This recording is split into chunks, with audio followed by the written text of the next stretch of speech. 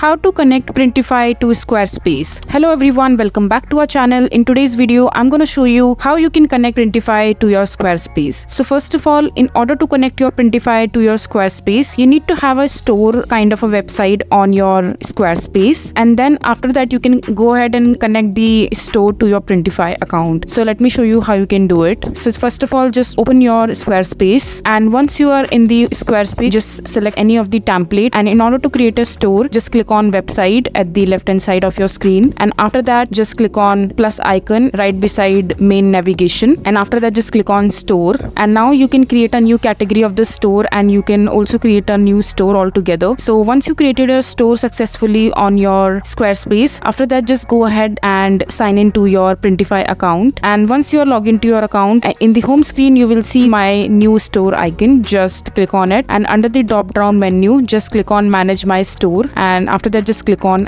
connect, and after that just go ahead and click on Squarespace and connect your Squarespace store to your Printify. So this is how you will be able to connect your Printify to your Squarespace. So that is it for this video. If you find this video to be helpful, make sure to hit that like button, and don't forget to subscribe to our channel for more such informative videos, and I'll see you the next time.